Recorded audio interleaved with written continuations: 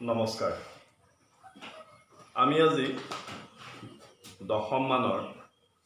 Carbon আৰু তাৰ যৌগ এই পাঠটোৰ আৰম্ভ কৰিবলৈ ওলাইছোঁ। আমি কিছু কথা ধাপে ধাপে আলোচনা কৰি যাম। আশা কৰিম যে দশম মানৰ ছাত্ৰ ছাত্ৰীসকলে ইয়াৰ যোগেদি অকণমান উপকৃত হ'ব। এতিয়া আমাৰ পাঠটোৰ নাম হৈছে কাৰ্বন আৰু তাৰ যৌগ। কাৰ্বন আৰু তাৰ যৌগ এই পাঠটোত আমি কি কি বিষয় আলোচনা কৰিব খুজিছোঁ এই বিষয়কেইটা আমি ইয়াতে লিপিবদ্ধ কৰি ৰাখিছোঁ। প্ৰথমে আহিব কাৰ্বন কি, দ্বিতীয়তে কাৰ্বনৰ চতুৰ্থ সহযোজ্যতা, কাৰ্বনে গঠন কৰা বান্ধনীবোৰৰ বিষয়ে আলোচনা কৰিবলৈ যাওঁতে আমি মৌলবিলাকৰ মাজত সৃষ্টি হোৱা একবান্ধনী, দ্বিবান্ধনী, ত্ৰিবান্ধনীৰ উদাহৰণ ল'ব লাগিব। বহুৰূপতাৰ কথা আমি আলোচনা কৰিম আৰু কাৰ্বনে কি কাৰণত অসংখ্য যৌগ গঠন কৰে সেইখিনিলৈকে আমি আগবাঢ়িম। এতিয়া প্ৰথমতে আহোঁ যে কাৰ্বন কি। কাৰ্বন কি বুলি ক'লে পোনে পোনে ইয়াৰ উত্তৰ হ'ব যে কাৰ্বন এবিধ মৌল। প্ৰকৃতিত থকা অন্যান্য মৌলবোৰৰ দৰে হাইড্ৰজেন, হিলিয়াম, লিথিয়াম, বেৰিলিয়াম, বৰণ, নাইট্ৰজেন, অক্সিজেন, ক্লৰিন এনেকৈ যিমানবিলাক মৌল আছে এই মৌলবোৰৰ দৰে কাৰ্বনো প্ৰকৃতিত থকা এবিধ মৌল। ইয়াৰ চিহ্ন হ'ল চি, অৰ্থাৎ চি আখৰটোৰে আমি কাৰ্বনক বুজাওঁ। কাৰ্বনৰ পৰমাণু ক্ৰমাংক 6 আৰু ভৰ ক্ৰমাংক 12 একক। ইয়াৰ ইলেক্ট্ৰনীয় বিন্যাস লিখিলে হ'ব 2 4, অৰ্থাৎ কাৰ্বন পৰমাণুটোৰ প্ৰথম শক্তি স্তৰত 2টা ইলেক্ট্ৰন আছে আৰু দ্বিতীয় শক্তি স্তৰত 4টা ইলেক্ট্ৰন আছে। ইয়াক আমি থুলমূলকৈ এনেকৈও আঁকি দেখুৱাব পাৰোঁ যে এইটো কাৰ্বনৰ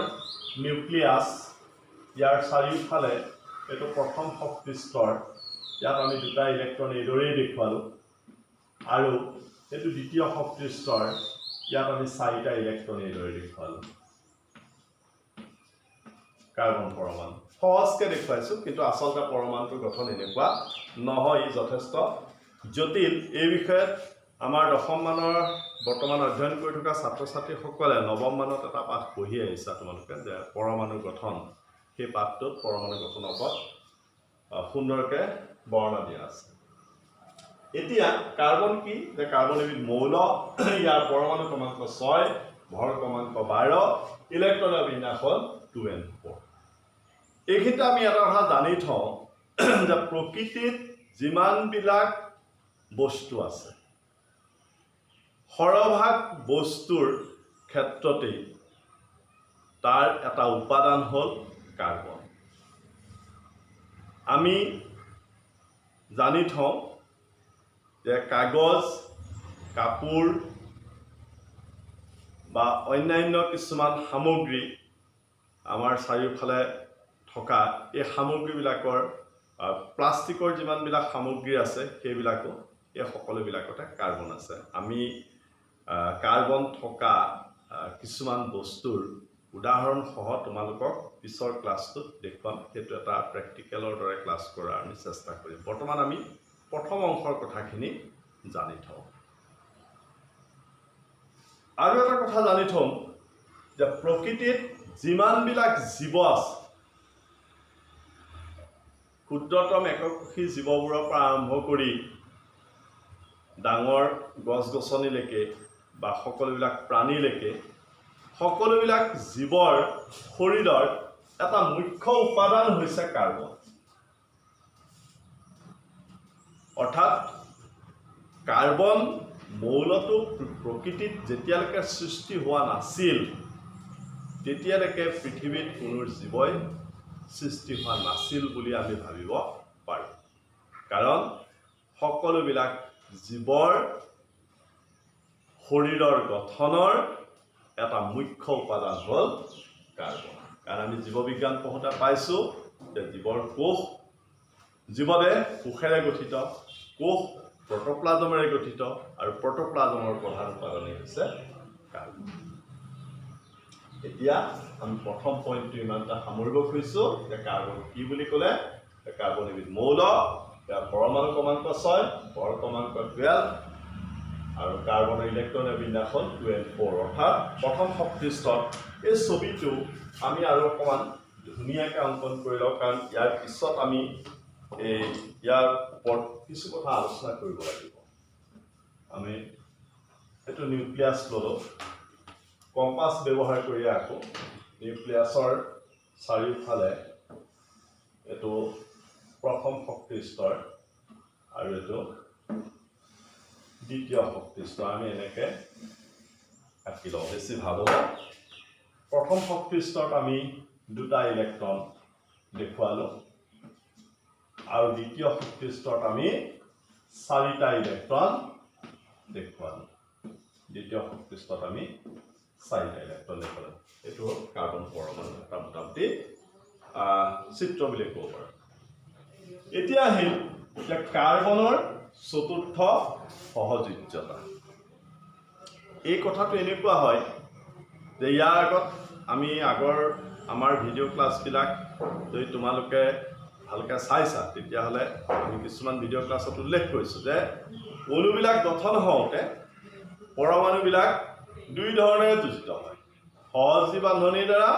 আৰু আয়নীয় বান্ধনিৰ দ্বাৰা। এতিয়া কাৰ্বনৰ বিশেষত্ব হ'ল যে কাৰ্বন পৰমাণুৱে আন মৌলৰ পৰমাণুৰ লগত যোজিত হৈ যৌগ গঠন কৰোঁতে সদায় সহযোজী বান্ধনিৰেহে যৌগ গঠন কৰে, অৰ্থাৎ কাৰ্বন পৰমাণুৱে কেতিয়াও আয়ন সৃষ্টি কৰিব নোৱাৰে। তাকে আমাৰ প্ৰশ্ন কাগজবিলাক যদি আমি চাওঁ, তোমালোকে নিশ্চয় কুৱেশ্যন বেংকবিলাক চোৱা বা আগতে হৈ যোৱা প্ৰি ফাইনেল মেট্ৰিকৰ প্ৰশ্নবিলাক চাইছা। তাত আমাৰ প্ৰায় এনেকুৱা ধৰণৰ কুৱেশ্যন আহে যে কাৰ্বনে চতুৰ্থ সহযোজ্যতা দেখুৱায় কিয়, বা কাৰ্বনে সদায় সহযোজী বান্ধনি গঠন কৰে কিয়, বা কাৰ্বনৰ যোজ্যতা 4 কিয়, এই ধৰণৰ কুৱেশ্যন আহে। এতিয়া আমি সেই কথাটোকে ইয়াত আলোচনা কৰিম যে ইয়াৰ আগত যেতিয়া আমি এটা কথা অকণমান মনত পেলাই দিব লাগিব। ইয়াৰ আগত যেতিয়া আমি আয়নীয় বান্ধনিৰ কথা কৈছিলোঁ, তাত আমি কি কৈছিলোঁ যে এটা পৰমাণুৱে ইলেক্ট্ৰন ত্যাগ কৰিব।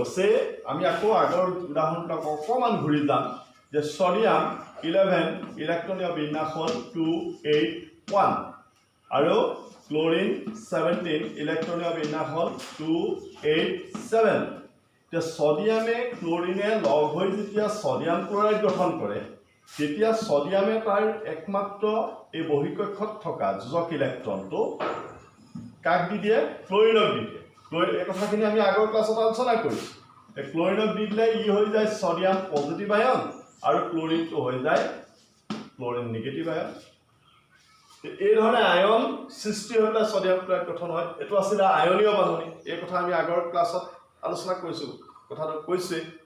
কিন্তু কাৰ্বনৰ ক্ষেত্ৰত কাৰ্বনে কেতিয়াও আয়ন সৃষ্টি কৰিব নোৱাৰে, সি ধনাত্মক আয়নেই হওক বা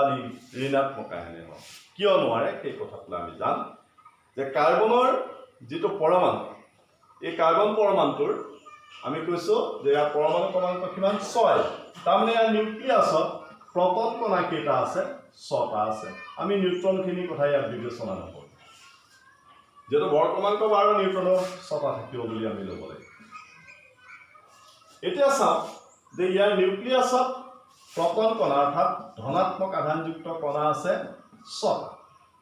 আৰু 2টা কক্ষত মুঠ ইলেক্ট্ৰন অৰ্থাৎ ঋণাত্মক আধানযুক্ত কণা আছে 6টা। কাৰ্বনৰ দ্বিতীয় কক্ষত থকা এই ইলেক্ট্ৰন 4টা হ'ল ইয়াৰ যোজক ইলেক্ট্ৰন। এতিয়া আমি জানো যে মৌলৰ অষ্টক নীতি অনুসৰি মৌলৰ পৰমাণু এটাই সুস্থিৰ অৱস্থা পাবৰ কাৰণে তাৰ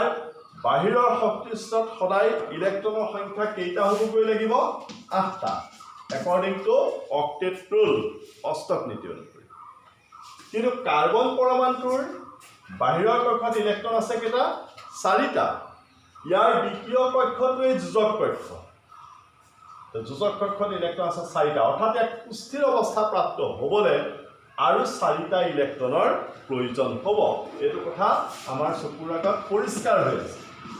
যে যেহেতু অষ্টক নীতি অনুসৰি যে মৌল পৰমাণু এটা সুস্থিৰ অৱস্থা প্ৰাপ্ত হ'বৰ কাৰণে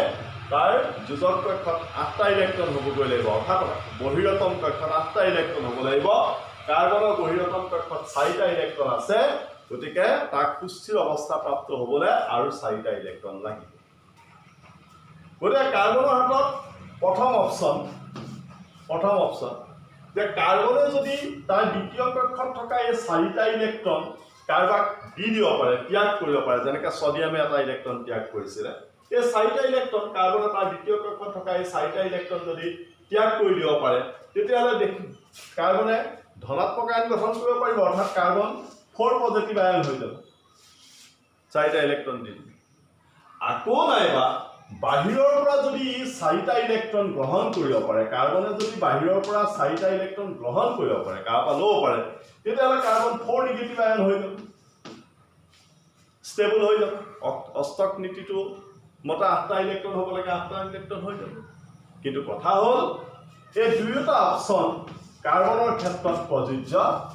নহয় কিয় নহয় সেই কথাটো আমি আলোচনা কৰিম কাৰ্বনে তাৰ দ্বিতীয় কক্ষত থকা এই 4টা ইলেক্ট্ৰন কেতিয়াও ত্যাগ কৰিব নোৱাৰে কথাখিনি মন দি শুনিবা কাৰ্বনে অৰ্থাৎ কাৰ্বন পৰমাণুতে কওঁতে আমি কাৰ্বনে বুলি কৈছোঁ যে তাৰ দ্বিতীয় কক্ষত থকা এই 4টা ইলেক্ট্ৰন কেতিয়াও ত্যাগ কৰি দিব নোৱাৰে কিয় নোৱাৰে যে দ্বিতীয় কক্ষ আৰু নিউক্লিয়াছৰ মাজৰ দূৰত্ব অতি কম আমি জানো পৰমাণু গঠন পাঠটোত আমি 9ত পঢ়ি আহিছোঁ যে ঋণাত্মক আধানযুক্ত এই ইলেক্ট্ৰনবিলাক হ'ল ঋণাত্মক আধানযুক্ত ইলেক্ট্ৰনবিলাকক ধনাত্মক আধানযুক্ত নিউক্লিয়াছটোৱে কি কৰি আছে আকৰ্ষণ কৰি আছে প্ৰত্যেকটো ইলেক্ট্ৰনক নিউক্লিয়াছে আকৰ্ষণ কৰি আছে আকৰ্ষণ কৰি থকাৰ কাৰণে প্ৰত্যেকটো ইলেক্ট্ৰনক ধনাত্মক আধানযুক্ত নিউক্লিয়াছে আকৰ্ষণ কৰি থকাৰ কাৰণে ইলেক্ট্ৰনবিলাকে সিহঁতৰ নিজৰ কক্ষপথত নিউক্লিয়াছৰ চাৰিওফালে ঘূৰি আছে কিন্তু কক্ষপথ ত্যাগ কৰি সিহঁত বাহিৰলৈ ওলাই যোৱা নাই যিহেতু কাৰ্বনৰ দ্বিতীয় কক্ষটোৱে যোজক কক্ষ আৰু দ্বিতীয় কক্ষ আৰু নিউক্লিয়াছৰ মাজৰ দূৰত্বটো কম গতিকে এই দ্বিতীয় কক্ষত থকা 4টা ইলেক্ট্ৰনক 1 2 3 4 এই 4টা ইলেক্ট্ৰনক কাৰ্বন নিউক্লিয়াছটোৱে অতি জোৰেৰে আকৰ্ষণ কৰি ৰাখে সেই আকৰ্ষণ বলৰ বিপৰীতে এই 4টা ইলেক্ট্ৰন কাৰ্বন পৰমাণুটোৰ পৰা আঁতৰি আহিব নোৱাৰে অৰ্থাৎ যেটা আহিব নোৱাৰে গতিকে কাৰ্বনে কোনো কাৰণত কাৰ্বন 4 পজিটিভ ধৰণৰ এটা আয়ন গঠন কৰাটো সম্ভৱেই নহয় 2 নম্বৰ অপশ্যন আমি কৈছিলোঁ যে কাৰ্বনে যদি বাহিৰৰ পৰা 1 2 3 আমি কোন ইৰেজ কৰি লওঁ বুজিবলৈ আমাৰ সহজ হ'ব 4 ধৰি লওঁ এই 4টা ইলেক্ট্ৰন এইটো এই 4টা ইলেক্ট্ৰন ফ্ৰী ইলেক্ট্ৰন কোনোবা পৰমাণুৱে এৰি দিয়া ইলেক্ট্ৰন আচ্ছা এটা এই কাৰ্বন পৰমাণুটোৱে যদি এই ফ্ৰী ইলেক্ট্ৰন 4টা তাৰ দ্বিতীয় কক্ষত গ্ৰহণ কৰি ল'ব পাৰে তেতিয়াও অষ্টক নীতি অনুসৰি সি ষ্টেবল হ'ব কিন্তু কাৰ্বন পৰমাণুটোৱে কোনো কাৰণত বাহিৰৰ পৰা এই ইলেক্ট্ৰন গ্ৰহণ কৰিব নোৱাৰে কিয় নোৱাৰে তাৰ নিউক্লিয়াছত মাত্ৰ 6টা প্ৰটন আছে 6টা প্ৰটনে ইতিমধ্যে 6টা ইলেক্ট্ৰনক আকৰ্ষণ কৰিয়েই আছে গতিকে তাৰ নিউক্লিয়াছটো ইমান বেছি শক্তিশালী নহয় যে সি বাহিৰৰ পৰা 4টা ইলেক্ট্ৰন টানি আনি পেলাই তাৰ দ্বিতীয় কক্ষত সোমোৱাই ল'ব পাৰিব So nucleus is not so powerful to do that. অৰ্থাৎ এই দুইটা অপশ্যন কাৰ্বনৰ কাৰণে সম্ভৱ নহয় না কাৰ্বনে বহিৰতম কক্ষত থকা যোজক ইলেক্ট্ৰন 4টা এৰিব পাৰে না বাহিৰৰ পৰা 4টা ইলেক্ট্ৰন আনিব পাৰে তেতিয়াহ'লে সুস্থিৰ অৱস্থা পাবৰ বাবে কাৰ্বনে কি কৰিব লাগিব সুস্থিৰ অৱস্থা পাবৰ কাৰণে কাৰ্বনে সদায় আন মৌলৰ পৰমাণুৰ লগত ইলেক্ট্ৰন ভাগ বতৰা কৰি সহযোজী বান্ধনীৰ সৃষ্টি কৰিব লাগিব আৰু কাৰ্বন পৰমাণুৱে সেইটোৱে কৰে সেইকাৰণে কাৰ্বনে সদায় চাৰিটা সহযোজ্যতা দেখুৱায় আৰু সদায় সহজীৱ বান্ধনি গঠন কৰে তাৰ আমি পিছত জৈৱ যৌগৰ বিষয়ে আলোচনা কৰিম তথাপি এটা এক্সাম্পল এইখিনিতে লৈ লৈছোঁ CH4 মিথেন অণুটো গঠন হওঁতে এইটো কাৰ্বন নিউক্লিয়াছ আমি এতিয়া ভিতৰৰ কথাবোৰ অংকন নকৰোঁ এইটো কাৰ্বন নিউক্লিয়াছ এটা কাৰ্বনৰ নিউক্লিয়াছটোক লৈ পেলাই আমি ইয়াৰ চাৰিওফালে আমি এটা কক্ষ অংকন কৰি দিলোঁ এইটো ইয়াৰ যোজক কক্ষটো আমি ভিতৰৰ কক্ষ অংকন নকৰোঁ যোজক কক্ষটো এতিয়া যোজক কক্ষত ইয়াৰ চাৰিটা ইলেক্ট্ৰন আছে এতিয়া চাৰিটা ইলেক্ট্ৰন আছে এতিয়া ই যেতিয়া চাৰিটা হাইড্ৰজেনৰ লগত বান্ধনি সৃষ্টি কৰিব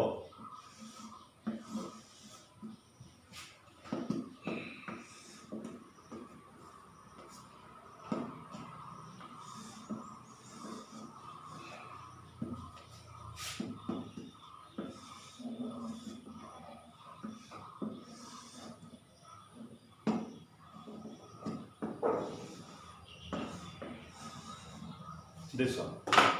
এতিয়া এটো হাইড্ৰোজেন আমি জানো হাইড্ৰোজেনৰ পৰমাণু ক্ৰমাংক 1 ইলেক্ট্ৰনৰ বিন্যাস 1 অৰ্থাৎ তাৰ এটা ইলেক্ট্ৰন আছে এতিয়া কাৰ্বনৰ দ্বিতীয় কক্ষ যোজক কক্ষত থকা চাৰিটা ইলেক্ট্ৰন আমি এটা কি লওঁ আমি কাৰ্বনৰ চাৰিটা ইলেক্ট্ৰন ক্ৰছ মাৰ্কেৰে বুজাইছো এই চাৰিটা কাৰ্বনৰ এটা কাৰ্বন পৰমাণুক আৰু চাৰিটা ইলেক্ট্ৰন লাগে যেহেতু হাইড্ৰোজেনৰ পৰমাণু ক্ৰমাংক 1 ইলেক্ট্ৰনৰ বিন্যাস 1 হাইড্ৰোজেন পৰমাণুটো সুস্থিৰ অৱস্থা প্ৰাপ্ত হ'বৰ কাৰণে আৰু এটা ইলেক্ট্ৰন লাগে গতিকে আমি ডট চিনেৰে হাইড্ৰোজেনৰ ইলেক্ট্ৰনটো বুজাইছো এইটো হাইড্ৰোজেনৰ ইলেক্ট্ৰন এইটো হাইড্ৰোজেনৰ ইলেক্ট্ৰন এইটো হাইড্ৰোজেনৰ ইলেক্ট্ৰন এইটো হাইড্ৰোজেনৰ এতিয়া আমি এই বান্ধনিৰ কথাটো এখিনিতে অকমান কৈ দিম আমাৰ পিছত বান্ধনিৰ বিষয়ে আলোচনা কৰিবলগীয়া আছে যে কাৰ্বন পৰমাণু এটা যেতিয়া চাৰিটা হাইড্ৰোজেন পৰমাণুৰ লগত ৰাসায়নিক বিক্ৰিয়া কৰি যুজিত হয় যুজিত হ'বৰ কাৰণে কিন্তু পৰমাণুবিলাক ওচৰ চাপিব লাগে সিহঁতৰ মাজত ৰাসায়নিক বিক্ৰিয়া হ'বৰ কাৰণে আৰু যুজিত হ'বৰ কাৰণে সিহঁত ওচৰ চাপিব লাগিব সিহঁতৰ বৈদ্যুতিক ক্ষেত্ৰৰ কথা আহিব সেই কথাটো কিছু পিছত এতিয়া অভাৰলেপছ কৰি দিলে হয়তো বুজাটো সুবিধা হ'ব আমি মাত্ৰ সহজ ভাষাৰে এনেকৈ জানি থওঁ যে কাৰ্বন পৰমাণুটোৰ চাৰিটা হাইড্ৰোজেন পৰমাণু যেতিয়া কাৰ্বন পৰমাণুটোৰ ওচৰ চাপে তেতিয়া কাৰ্বন পৰমাণুটোৰ লগত এই চাৰিটা হাইড্ৰোজেন পৰমাণু যুজিত হয় যুজিত হওঁতে প্ৰতিটো হাইড্ৰোজেন পৰমাণুৱে তাৰ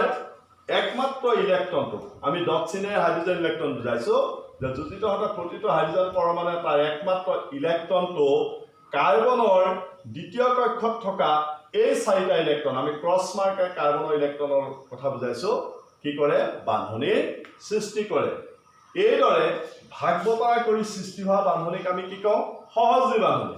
ইয়াত যেহেতু এজোৰ ইলেক্ট্ৰন ভাগ বতৰা হৈছে ইয়াত এজোৰ ইয়াত এজোৰ ইয়াত এজোৰ ইয়াত এজোৰ এজোৰ ইলেক্ট্ৰন ভাগ বতৰা কৰি হোৱা বান্ধনিক আমি কি কওঁ এক বান্ধনি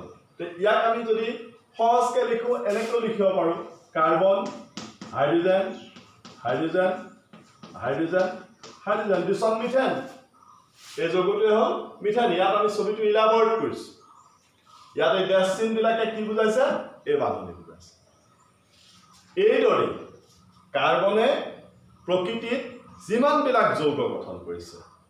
আমি আৰু এটা কথা এইখিনিতে জানি থওঁ যে প্ৰকৃতিত যিমানখিনি মৌল আছে এই মৌলবিলাকে এতিয়ালৈকে যিমানবিলাক যৌগ গঠন কৰিছে তাৰ ভিতৰত কাৰ্বন ৰিমাৰ্কেবল কিয় পৃথিৱীত কাৰ্বনৰ যৌগৰ সংখ্যা আটাইতকৈ বেছি বহু লাখ কাৰ্বনে সৃষ্টি কৰা যৌগৰ সংখ্যাই বহু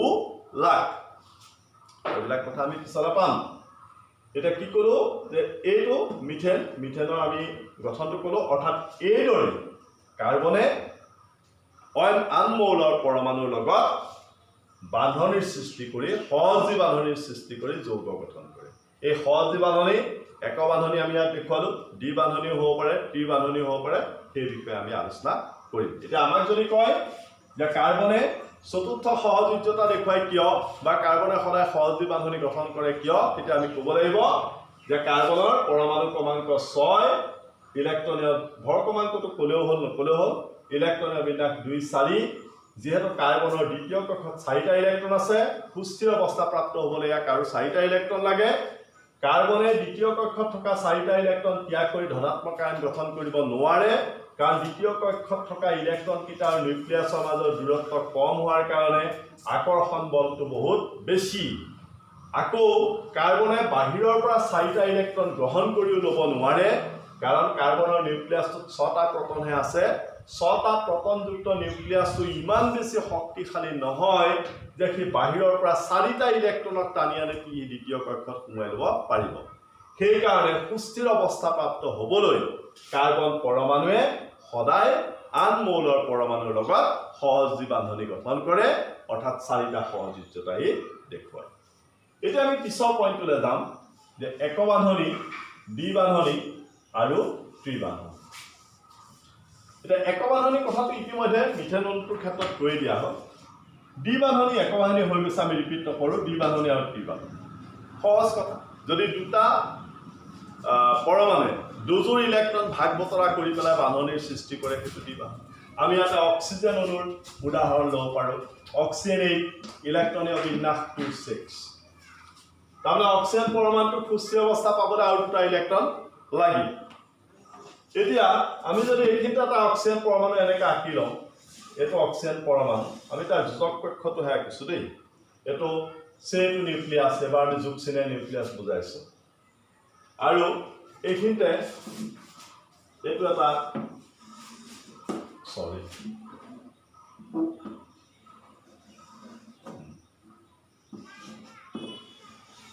এইটো এটা অক্সিজেন পৰমাণু আমি যোগ চিনে তাৰ নিউক্লিয়াছ অক্সিজেনৰ বৈৰতম কক্ষত 6টা ইলেক্ট্ৰন আছে আমি অক্সিজেন অণু গঠনৰ ক্ষেত্ৰত জানো অক্সিজেন প্লাছ অক্সিজেন O2 এতিয়া বৈৰতম কক্ষত থকা 6টা ইলেক্ট্ৰনৰ এই দুটা আৰু ইয়াত নিদিওঁ আমি দুটা ইয়াত দিম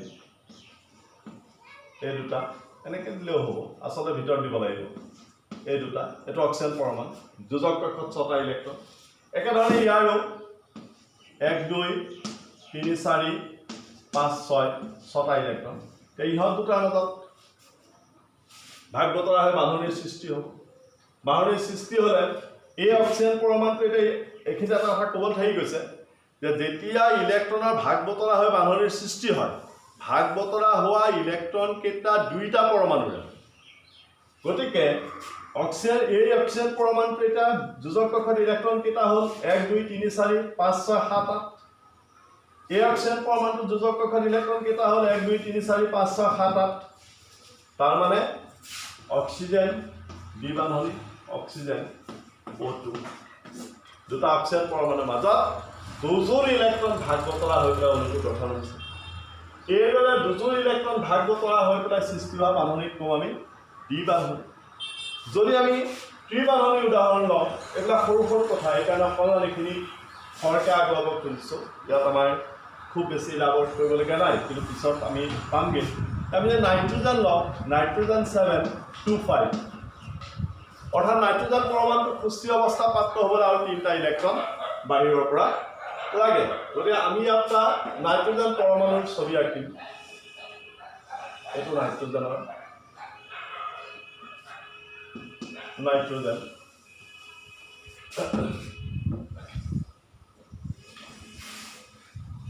এইটো অকণমান তললৈ আহিলে একো নহয় আমি কনচেপ্টটো ল'ব লাগে এইটো নাইট্ৰজেন নিউক্লিয়াছ N বুলি লিখিছোঁ মানে এইটো নিউক্লিয়াছটো ইয়াত নাইট্ৰজেনৰ 7টা প্ৰটন 7টা নিউট্ৰন সোমাই আছে আৰু এই কক্ষটো হ'ল তাৰ যোজক কক্ষ আমি ভিতৰৰ কক্ষবিলাক অংকন কৰিব নালাগে এতিয়া যোজক কক্ষৰ 5টা ইলেক্ট্ৰনৰ 3টা ইয়াত আহি গ'ল 1 2 3 বাকী দুটা এফালে থাকিল ইয়াৰ 5টা ইলেক্ট্ৰনৰ 3টা ইয়াত আহিল বাকী দুটা ইয়াত থাকিল এই 3টা ইলেক্ট্ৰনে 3যোৰ বান্ধনিৰ সৃষ্টি কৰিলে this one N triple bond and ultimately N2 তাৰমানে দুটা নাইট্ৰজেন পৰমাণুৰ মাজত ত্ৰিবান্ধনিৰ সৃষ্টি হৈ নাইট্ৰজেন অণুটো গঠন হৈছে আকৌ কৈছোঁ যে বান্ধনীত সহজী বান্ধনীত অংশগ্ৰহণ কৰা ইলেক্ট্ৰনবোৰ দুইটা পৰমাণুৰ গতিকে ইয়াৰ এতিয়া বহিৰাগত কক্ষত ইলেক্ট্ৰন কেইটা হ'ল 6 2 8টা ইয়াৰো হৈ গ'ল 6 2 8টা অৰ্থাৎ অস্কট নীতি অনুসৰি সুস্থিৰ অৱস্থা পাই গ'ল এইটোৱে হ'ল একবান্ধনী দ্বিবান্ধনী আৰু ত্ৰিবান্ধনী কনচেপ্ট আমি পিছত জৈৱ যৌগৰ কথা আলোচনা কৰোঁতে এইখিনি বস্তুৰ প্ৰয়োজন হ'ব এতিয়া আহিম বহুৰূপতা শব্দটোতে আমাৰ কথাটো সোমাই আছে বহুৰূপতা ইয়াতে সোমাই আছে বহু মানে অসংখ্য ৰূপ যাৰ অসংখ্য ৰূপ আছে সেইটোৱে বহুৰূপ এতিয়া কাৰ্বনৰ বহুৰূপতা বুলি ক'লে আমি ইয়াত বহুৰূপতাটো কাৰ আলোচনা কৰিম কাৰ্বনৰ বহুৰূপতা কাৰ্বনৰ বহুৰূপতা বুলি ক'লে প্ৰকৃতিত কাৰ্বন বেলেগ বেলেগ ভৌতিক ধৰ্ম বিশিষ্ট ৰূপত থাকে কথাটো মন কৰিবা প্ৰকৃতিত কাৰ্বন বেলেগ বেলেগ ভৌতিক ধৰ্ম বিশিষ্ট ৰূপত থাকে এই ঘটনাটোকে কি বুলি কোৱা হয় বহুৰূপতা বুলি কোৱা হয় আমি ইয়াৰ পিছৰ ক্লাছটোত তোমালোকক কাৰ্বনৰ কিছুমান বহুৰূপ দেখুৱাম আজি একচুৱেলি প্ৰেক্টিকেলৰ কাৰণে মই প্ৰিপেয়াৰ হৈ অহা নাছিলোঁ তথাপি আমি বোৰ্ডত কিছু কথা আলোচনা কৰিম মই ভাবোঁ তোমালোকৰ কনচেপ্টটো ক্লিয়াৰ হ'ব এটা বহুৰূপতা কাৰ্বনৰ বহুৰূপ নাম্বাৰ 1 আমি আমাৰ যিডাল কাঠ পেন্সিল আমাৰ কাঠ পেন্সিলৰ মাজত যিডাল পেন্সিল থাকে কোলা পেন্সিলডাল আই এম সো সৰি মই পেন্সিল এডাল লগত লৈ নাহিলোঁ কাঠ পেন্সিলডালৰ মাজত যিডাল কোলা পেন্সিল থাকে সেই কোলা পেন্সিলডালৰ লগত তোমালোকে কৰিছিলা তোমালোকে দেখিছা সেই পেন্সিলডাল আচলতে কি জানানে সি কাৰ্বন আৰু সেই ৰূপটোক ক'ম আমি গ্ৰেফাইট কাৰ্বনৰ সেই ৰূপটোক ক'ম গ্ৰেফাইট তোমালোকে কোনোবাই হয়তো গ্ৰেফাইটৰ পেন্সিল লৈ পেলাই এনেকৈ এইটো ডিছপ'জেবল কাঠ পেন্সিল কি কয় সেইটো ইউজ কৰিছা তাত কিনিবলৈ পায় বাৰু যিয়ে নহওক এতিয়া বহুৰূপতাটো আমি আলোচনা কৰিব গৈ আছোঁ গ্ৰেফাইটটো হ'ল কাঠ পেন্সিলৰ যিডাল পেন্সিল যিটোৱে লিখে আমি হীৰা শব্দটো শুনিছোঁ কিন্তু আমি যিটো প্ৰকৃততে প্ৰকৃত হীৰা সেইটো কিন্তু আজিলৈকে আমি দেখা নাই মই নাই দেখা তোমালোকে কোনোবাই দেখিছা যে নাজানো মই কিন্তু দেখা নাই গহনা দোকানত আৰ্টিফিচিয়েল হীৰা দেখিছোঁ সেইটো নহয় যে প্ৰকৃতিত যিটো নিজে নিজে প্ৰাকৃতিকভাৱে সৃষ্টি হোৱা হীৰা তাৰপিছত আমি এটা বস্তু দেখিছোঁ যিকোনো খৰি জ্বলালে এঙাৰ ওলাই ক'লা এঙাৰ আগতে মানুহে এঙাৰে দাঁত ধৰিছিলে এতিয়া বোলে এঙাৰ থকা টুথপেষ্টটো পায় এঙাৰ তাৰপিছত হ'ল কয়লা আমি দেখিছোঁ তাৰপিছত আন এটা বস্তুলৈ আহোঁ যে বাহিৰত য'ত চৌকাত যদি জুই জ্বলোৱা হয় সেই জুই ধোঁৱা ওপৰলৈ গৈ ওপৰত লাগি পেলাই তাত এটা বস্তু সৃষ্টি হয় সেইটোক আমি কি কওঁ এলান্ধু সেইটোক কওঁ আমি এলান্ধু এতিয়া চাবা বহুৰূপতা বুলি কওঁতে কাৰ্বনৰ বহুৰূপতা বুলি কওঁতে মই কি বুলি কৈছিলোঁ যে প্ৰকৃতিত কাৰ্বন বেলেগ বেলেগ ভৌতিক ধৰ্ম বিশিষ্ট ৰূপত থাকে ইয়াকে কাৰ্বনৰ বহুৰূপতা বুলি কয় অৰ্থাৎ গ্ৰেফাইটত কি আছে কাৰ্বন হীৰাত কি আছে কাৰ্বন এঙাৰত কি আছে কাৰ্বন কয়লাত কি আছে কাৰ্বন এলান্ধুত কি আছে কাৰ্বন এই সকলোবিলাক কাৰ্বনৰে গঠিত অৰ্থাৎ ইহঁত হ'ল কাৰ্বনৰ বহুৰূপ আমি এইখিনিতে জানি থওঁ এই বহুৰূপবিলাকৰ ভৌতিক ধৰ্ম বেলেগ বেলেগ কিন্তু ৰাসায়নিক ধৰ্ম একেই বহুৰূপবিলাকৰ ভৌতিক ধৰ্ম বেলেগ বেলেগ তাৰ এটা সাধাৰণ উদাহৰণ যে হীৰা পৃথিৱীৰ আটাইতকৈ কঠিন পদাৰ্থ হীৰাতকৈ আৰু ওপৰত কোনো কঠিন পদাৰ্থ নাই কিন্তু এলান্ধু হীৰাৰ দৰে কঠিন হ'ব জানো নহয় অৰ্থাৎ ইহঁতৰ ভৌতিক ধৰ্মটো বেলেগ বেলেগ হ'ব কিন্তু মূল ৰাসায়নিক ধৰ্মটো সদায় একে থাকিব অক্সিজেনৰ লগত গ্ৰেফাইটে বিক্ৰিয়া কৰিলেও কাৰ্বন ডাই অক্সাইড হ'ব হীৰাই বিক্ৰিয়া কৰিলেও কাৰ্বন ডাই অক্সাইড হ'ব এঙাৰে বিক্ৰিয়া কৰিলেও কাৰ্বন ডাই অক্সাইড হ'ব কয়লাই বিক্ৰিয়া কৰিলেও কাৰ্বন ডাই অক্সাইড হ'ব এলান্ধুৱে বিক্ৰিয়া কৰিলেও কাৰ্বন ডাই অক্সাইড হ'ব অৰ্থাৎ এই বহুৰূপবিলাকৰ ৰাসায়নিক ধৰ্ম একে ভৌতিক ধৰ্মহে বেলেগ বেলেগ এতিয়া আমাক যদি সোধে কাৰ্বনৰ বহুৰূপতা মানে কি তেতিয়া আমি কি বুলি ক'ম যে প্ৰকৃতিত কাৰ্বন বেলেগ বেলেগ ভৌতিক ধৰ্ম বিশিষ্ট ৰূপত থাকে ইয়াকে কাৰ্বনৰ বহুৰূপতা বুলি কোৱা হয় আৰু লগতে কি জানিলো যে এই বহুৰূপবিলাকৰ ভৌতিক ধৰ্ম বেলেগ বেলেগ হ'লেও ইহঁতৰ কিন্তু ৰাসায়নিক ধৰ্ম সদায় এক এবাৰ আমি শেষৰ পইণ্টটোলৈ যাব খুজিছোঁ যে প্ৰকৃতিত এইটো আমাৰ শেষৰ পইণ্ট আজি আলোচনাৰ যে প্ৰকৃতিত কাৰ্বনে গঠন কৰা যৌগৰ সংখ্যা অসংখ্য কিয় ইয়াত আমাক বহুধাযুক্ত কাৰ্বন বুলি কথা এটা কৈছে ইয়াত আমাক দুটা পইণ্ট দিছে আমি কিন্তু আৰু এটা পইণ্ট আলোচনা কৰিম বুলি ভাবিছোঁ অৰ্থাৎ সহজকৈ ক'লে যে আমি অলপ আগত সেই কথাটো কৈও দিছিলোঁ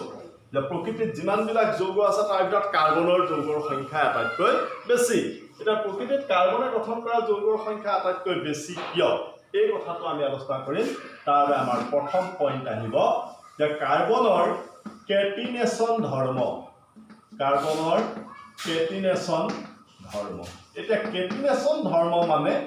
কি কেটিনেশ্যন ধৰ্ম মানে কি এটা উদাহৰণ লওক মই কৈছোঁ যে প্ৰেক্টিকেলৰ বস্তুখিনি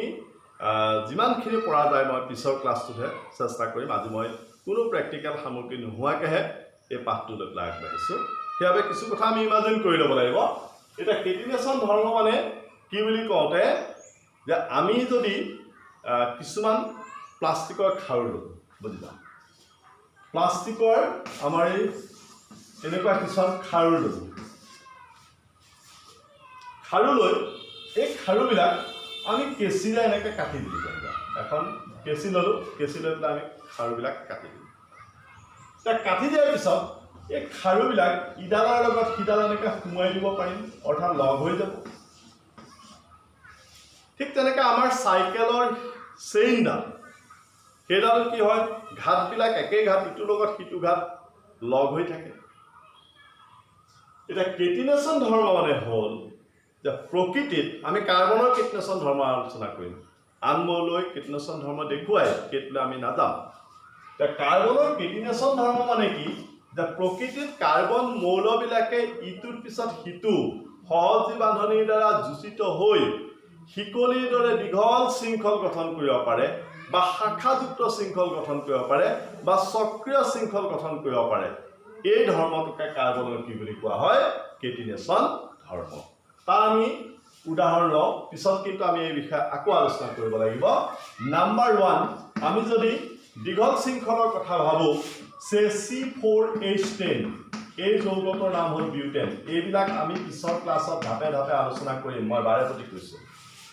ইয়াত কাৰ্বন পৰমাণু আছে কেইটা চাৰিটা কাৰ্বন পৰমাণু 1 2 3 4 আমি জানো প্ৰতিটো কাৰ্বন পৰমাণুৰে যোজক কক্ষত ইলেক্ট্ৰন কেইটা আছে 4টা সেই কথাটো কৈয়ে আহিছোঁ ইয়াৰ এই 4টা ইলেক্ট্ৰন এইটো কাৰ্বনৰ এই 4টা ইলেক্ট্ৰন এইটো কাৰ্বনৰ এই 4টা ইলেক্ট্ৰন এইটো কাৰ্বনৰ আৰু এই 4টা ইলেক্ট্ৰন এইটো কাৰ্বন এতিয়া ওচৰাওচৰি কৰি থকা কাৰ্বন পৰমাণুবোৰৰ ইলেক্ট্ৰনৰ মাজত বান্ধনিৰ সৃষ্টি হৈ গ'ল আৰু বাকী যিকেইটা ইলেক্ট্ৰন আছে প্ৰতিটোৱে কাৰ লগত বান্ধনিৰ সৃষ্টি কৰিলে হাইড্ৰজেনৰ লগত প্ৰতিটোৱে এটা এটা হাইড্ৰজেন পৰমাণুৰ লগত বান্ধনিৰ সৃষ্টি কৰিলে আল্টিমেটলি ইয়াত কাৰ্বন হ'ল 4টা হাইড্ৰজেন হ'ল 10টা 1 2 3 4 5 6 7 8 9 10 এই গঠনটোত চোৱা যে কাৰ্বন পৰমাণু 4টা শিকলিৰ দৰে লগ লাগিছে এইটোৱে তাৰ কেটিনেশ্যন ধৰ্ম বা ই শাখাও সৃষ্টি কৰিব পাৰে সেই বিষয়ে আমি পিছত আলোচনা কৰিম এই বিউটেনটোকে যদি আমি লওঁ যে ইয়াৰ 4টা কাৰ্বনৰ 3টা কাৰ্বন যদি চিৰিয়েলি লগ লাগি 4 নম্বৰ কাৰ্বনটো ইয়ালৈ গুচি আহিল তেতিয়াহ'লে 1 2 3 4 5 6 7 8 9 10 বাকী 4টাত আমাৰ হাইড্ৰজেন আহিব আহি যোৱাৰ লগে লগে এইটো কি যৌগ হ'ব নিউবিউটেন অৰ্থাৎ শাখাযুক্ত ইয়াৰ নাম আছে ইয়াক কয় নৰ্মেল বিউটেন ইয়াক কয় আইচোবিউটেন ইয়াত শিকলিডাল শাখাযুক্ত আকৌ যদি আমি এটা উদাহৰণ লওঁ যে C6H6 বেঞ্জিনৰ ক্ষেত্ৰত কাৰ্বন 1 2 3 4 5 6টা কাৰ্বন সক্ৰিয়ভাৱে এনেকৈ লগ লাগি অল্টাৰনেটলি দ্বিবান্ধনি আহিব একবান্ধনি দ্বিবান্ধনি একবান্ধনি দ্বিবান্ধনি একবান্ধনি দ্বিবান্ধনি আৰু ইয়াত হাইড্ৰোজেন লগ লাগি গ'ল এইবিলাক আমি আকৌ আলোচনা কৰিম কিন্তু মই এটা আভাস দিব খুজিছোঁ ইয়াত সক্ৰিয়ভাৱে লগ লাগি তাৰমানে আমি কি বুজিলোঁ যে কাৰ্বন পৰমাণুবোৰে নিজৰ মাজত বান্ধনিৰ সৃষ্টি কৰি শৃংখল গঠন কৰিব পাৰে এই শৃংখল দীঘল হ'ব পাৰে শাখাযুক্ত হ'ব পাৰে সক্ৰিয় হ'ব পাৰে এই ধৰ্মটোকে কাৰ্বনৰ কি বুলি কোৱা হয় কেটিনেশ্যন ধৰ্ম আৰু কেটিনেশ্যন ধৰ্মৰ কাৰণে কাৰ্বনে প্ৰকৃতিত অসংখ্য যৌগ গঠন কৰিব পাৰে 2 নম্বৰ কথা হ'ল আমি 1 নম্বৰ ধৰ্মটো আকৌ লিখি লওঁ কেটিনেশ্যন 2 নম্বৰ বি এটো নিলিখো কৈ দিওঁ যেহেতু কাৰ্বনৰ পৰমাণু ক্ৰমাংক 6 আৰু ইলেক্ট্ৰনীয় বিন্যাস 24 সেই কাৰণে কাৰ্বনে প্ৰকৃতিত থকা বেছিভাগ মৌলৰ লগতে জড়িত হৈ বিভিন্ন যৌগ গঠন কৰিব পাৰে আৰু চিত আহিব সমযোগিতা ধৰ্ম দেখুৱাই কাৰ্বনে সমযোগিতা ধৰ্ম দেখুৱাৰ কাৰণে একে আণবিক সংকেতৰ দ্বাৰা গঠন হোৱা কাৰ্বন যৌগ এটাৰ গঠন সংকেত বেলেগ বেলেগ হ'ব পাৰে তাৰ মানে আগৰ উদাহৰণ কৰি লওঁ বুজিবলৈ নিশ্চয় তোমালোকৰ সহজ হ'ব আমি কি ক'লো আণবিক সংকেতটো একে থাকিব সে বিউটেন আমি যৌগটোৰ নাম লিখি লৈছোঁ বিউটেন C4H10 অলপ আগত যিটো ছবি আঁকিছে এটা বিউটেনত যদি কাৰ্বন পৰমাণু 4টা পুনে পুনে এইদৰে শৃংখল গঠন কৰি বাকীকেইটাত এইদৰে হাইড্ৰোজেন যুক্ত হৈ পৰে তেতিয়াহ'লে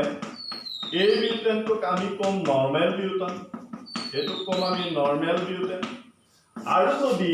কাৰ্বনৰ 3টা পৰমাণু চিৰিৰ লগ লাগি 4 নম্বৰটোৱে শাখা গঠন কৰে এনেকে